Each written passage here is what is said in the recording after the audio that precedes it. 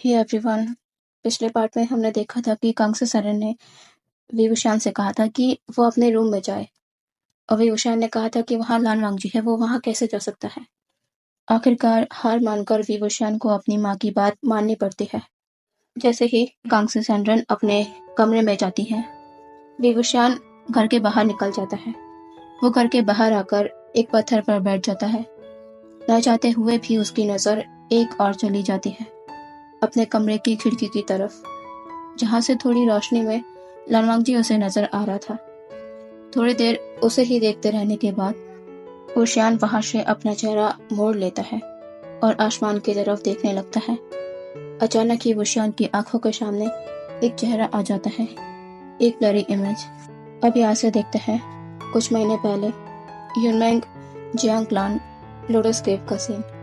Jiang family या Jiang कबीले के कुल प्रमुख कबीले का कुछ काम कर रहे हैं। तभी एक सैनिक उनके पास आता है। वो कुल प्रमुख जियांग को ग्रीट कर कहता है, कुल प्रमुख, ये लान कबीले से निमंत्रण पत्र आए हुए हैं। जियांग फैमिली कहते हैं, निमंत्रण पत्र? सैनिक कहता है, जी कुल प्रमुख। जियांग फैमिली कहते हैं, ठीक है, वही रख दो और तुम जाओ। जियांग फैमिली उन निमंत्रण पत्र को अपने हाथ में लेते हैं। उसमें लिखा हुआ है, जियांग कबीले के राजकुमार राजकुमारियों को वुशु शिक्षा के लिए आमंत्रित किया जाता है। जियांग फैमिली कहते हैं, मतलब वो समय भी आ ही गया। मैडम यू, जो अभी अभी कमरे में आई थी, वो कहती हैं, कौन सा समय? जियांग फैमिली पलटकर मैडम यू को देखते हैं और कहते हैं, रानी यू, आप आइए, अच्छे समय पर आए हैं आप। मैडम यू कहती है, आप किस बारे में कह रहे थे? कौन सा समय आ गया है? जियांग फैमिली कहते हैं, वुशु से निमंत्रण पत्र आए हैं। हमारे बच्चों को वहां पर आगे की शिक्षा के लिए बुलाया गया है। मैडम यू कहती है, ये तो अच्छी खबर है, कब निकलना होगा उन्हें वुशु के लिए? जियांग फैमिली कहते हैं, 2 दिन बाद। मैडम यू कहती है, ठीक है, मैं दोनों की तैयारियां कर देती हूँ। जियांग फैमिली कहते हैं, 2 नहीं, 3। वुशियान भी यानली और जियांगचेन के साथ वुशु जाएगा। मैडम यू कहती है, विवुशियान? लेकिन वो क्यों? उसकी वहां क्या जरूरत? जियांग फैमिली कहते हैं, यू, तुम जानती हो जियांगचेन अभी भी छोटा है, इसीलिए विवुशियान को दोनों के साथ भेजना जरूरी है। वुशियान दोनों से बड़ा है, उसका वहां उनके साथ होना बहुत जरूरी है। मैडम यू कहती है, कुल प्रमुख, आप शायद भूल रहे हैं, वो यहाँ बस एक डिसिपल है और आगे चलकर आप उसे जियांगचेन का सेनापति बनाने वाले हैं। लेकिन इससे भी ये सच नहीं बदल जाएगा कि वो है तो एक नौकर का ही बेटा, जिसे आपने खामखा सर चढ़ा रखा है। यहाँ तक तो ठीक था, पर अब आप उसे हमारे बच्चों के साथ उच्च शिक्षा के लिए वुशु भेजना चाहते हैं, क्यों? जियांग फैमिली कहते हैं, यू, तुम्हारी हर बात आकर वुशियान पर ही क्यों अटक जाती है? आखिर तुम्हारी परेशानी क्या है उससे? कि यही कि वुशियान जियांगचेन से ज्यादा काबिल है? मैडम यू कहती है, कुल प्रमुख। जियांग फैमिली कहते हैं, यू, मैं फिर से उसी बात को लेकर तुमसे और बहस नहीं करना चाहता। मैं बाहर जा रहा हूँ बच्चों को ये खबर देने कि वो लोग वुशु जा रहे हैं, और इससे आगे मेरा फैसला नहीं बदलेगा। यहाँ से सीन चेंज होता है। एक सैनिक एक कक्ष के सामने आकर डोर नॉक करता है। अंदर से आवाज आती है, अंदर आ जाओ। वो सैनिक अंदर आकर कहता है, सेनापति वे, आपको कुल प्रमुख ने राजकुमार यानली और राजकुमार जियांगचेन के साथ मेन हॉल में बुलाया है। वुशियान, जो एक स्क्रॉल पर काम कर रहा था, उसे नीचे रख कहता है, ठीक है, मैं आ रहा हूँ। वुशियान उन सभी स्क्रॉल को समेट कर रखता है और कमरे से बाहर निकल जाता है। वो सबसे पहले महल के पीछे वाले तालाब में जाता है, क्योंकि उसे पता है कि राजकुमारी जियांग यानली उसे वहीं मिलेंगी। जियांग यानली कमल के तालाब के किनारे पर ही बैठी हुई थी। वुशियान उसके पास जाने लगता है। वो कुछ कहता उससे पहले ही यानली कहती है, वुशियान, तुम यहाँ अच्छे समय पर आए हो। ये लो, मैंने तुम्हारे और चैन के लिए सूप बनाया है। वुशियान को समझ नहीं आता कि उसके बिना कुछ बोले राजकुमारी यानली को कैसे पता चल जाता है कि वो आया है, लेकिन वो कुछ नहीं कहता। जियांग यानली पीछे पलटकर वुशियान को देखती है। वुशियान यानली को देख उसे ग्रीट कर कहता है, राजकुमारी, आपको मुझे और राजकुमार जियांग को कुल प्रमुख मेन हॉल में बुला रहे हैं। जियांग यानली कहती है, पिताजी ने बुलाया है, लेकिन किस लिए? क्या उन्हें हमसे कुछ काम है? उशियान कहता है, पता नहीं राजकुमारी, वो वहां पहुंचकर ही पता चलेगा। जियांग यानली कहती है, अच्छा ठीक है, हम चलते हैं। मैं ये सूप तुम्हारे कक्ष में भिजवा दूंगी, तुम बाद में आराम से इसे पी लेना, भूला नहीं। उशियान कहता है, राजकुमारी इसकी जरूरत नहीं है, आप बेवजह परेशान करती हैं खुद को। जियांग यानली उशियान के पास आती है और कहती है, परेशानी? कैसी परेशानी? तुम मेरे भाई हो, तो भाई की पसंदीदा चीज बनाने में बहन को परेशानी कैसे हो सकती है? क्या तुम भूल गए?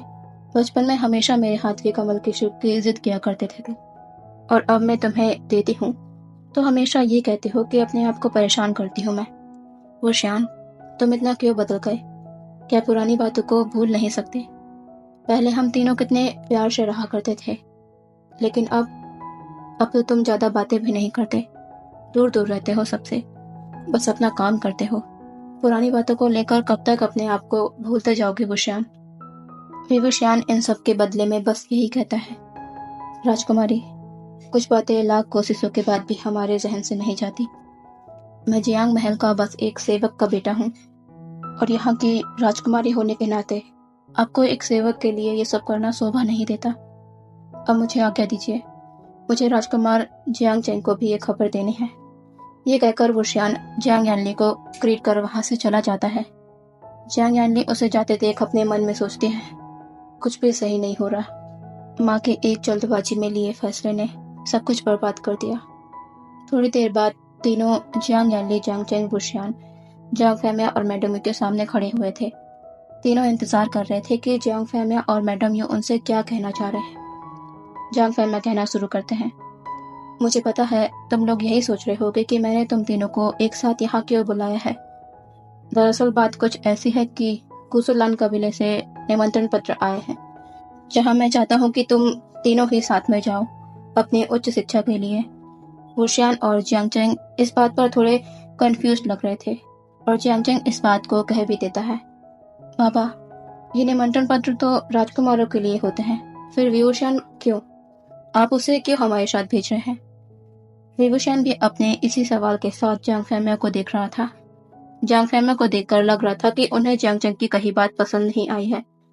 वुशियान जियांग चेंग से बड़ा है, लेकिन फिर भी जियांग चेंग उसे नाम से बुलाता है। जियांग चेंग 21 साल का है और जियांग यानली 23 साल की। वुशियान 25 साल का है।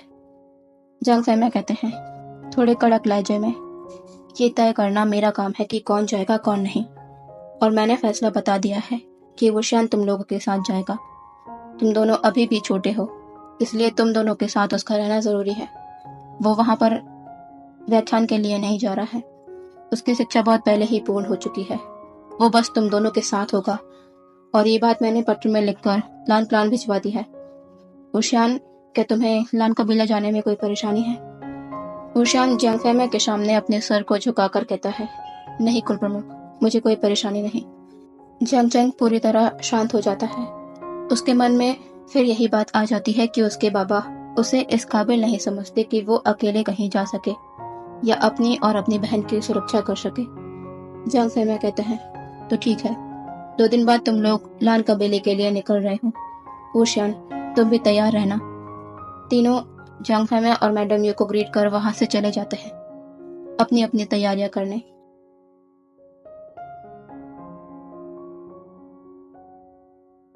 रात के वक्त वुशियान जियांग कबीले से अपनी तलवार पर फ्लाई कर कहीं जाने के लिए निकल जाता है। वो सीधे यूनमेंग से हेलिंग में आकर रुकता है, एक घर के सामने, जो घर उसका ही है, जहाँ वो कभी कभी ही आ पाता है।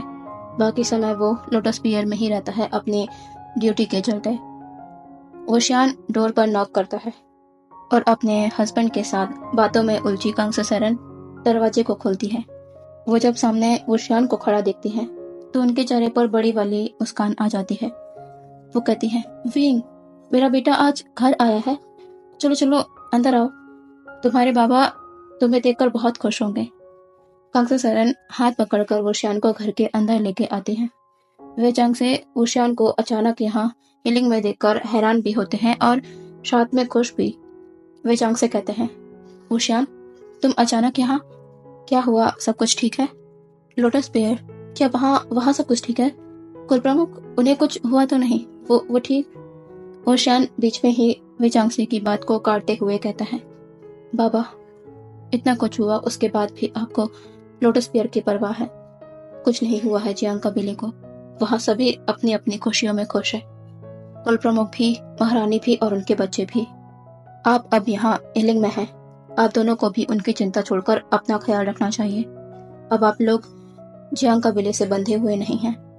इतना कहकर ही वो शान अपने कमरे की ओर बढ़ जाता है। कांगसा सरन उसे आवाज लगाते हुए कहती है, विंग। लेकिन वो श्याम जा चुका था। कांगसा सरन और वेचांग से एक दूसरे को देखते हैं।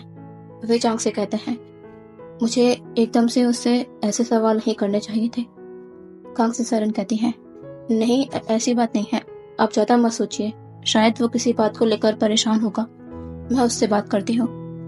वेचांग से कहते हैं, कांगशे, रुक जाओ, अभी उसे कुछ देर अकेला रहने दो। पुरानी बातों को वो भूला नहीं है।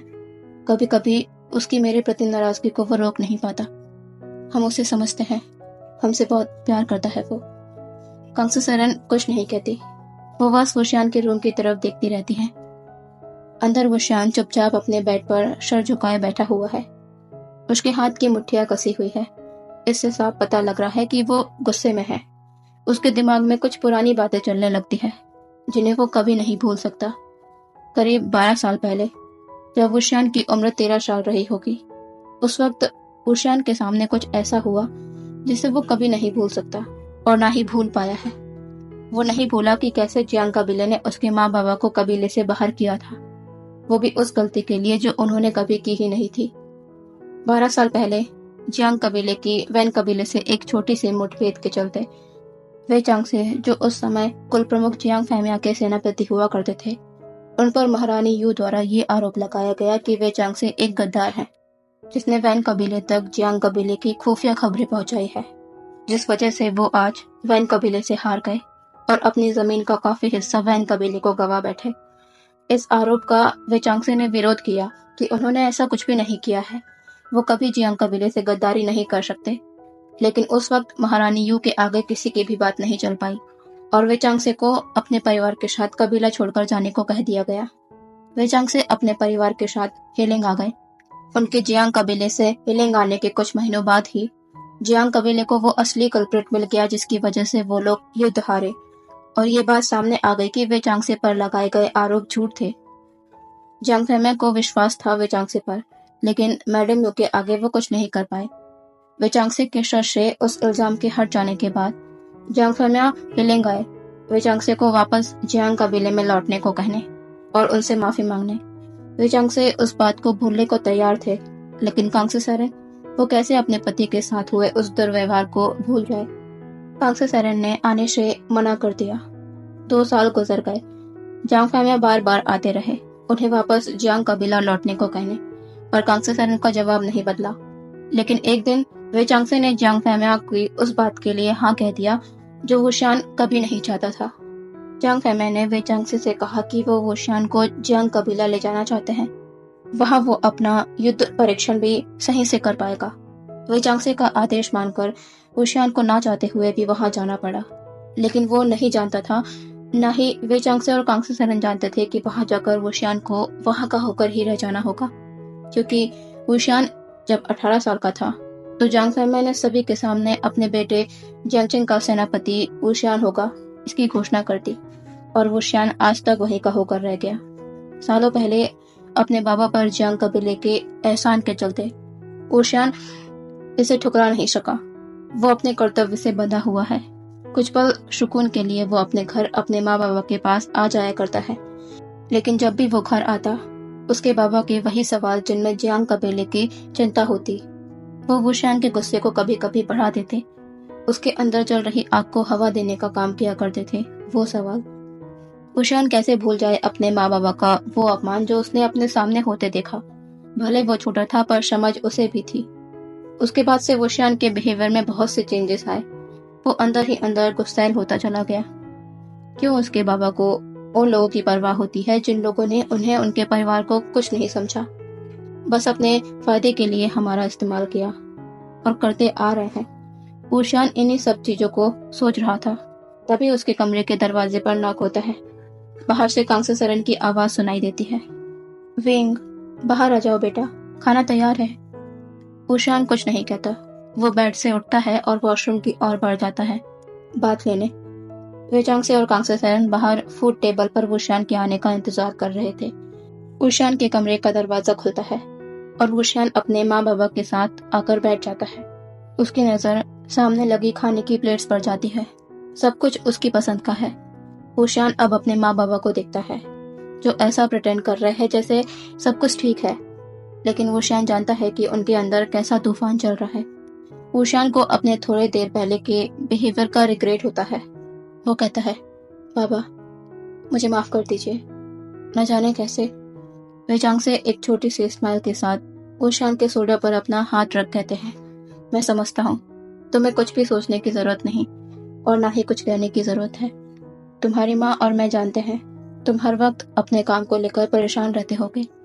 वहाँ रहना भी तुम्हारे लिए थोड़ा मुश्किल होता होगा, और जब तुम कुछ वक्त के लिए यहाँ आते हो तो हमें कोई भी ऐसी बात नहीं करनी चाहिए थी जो तुम्हारे दिल को दुखाए।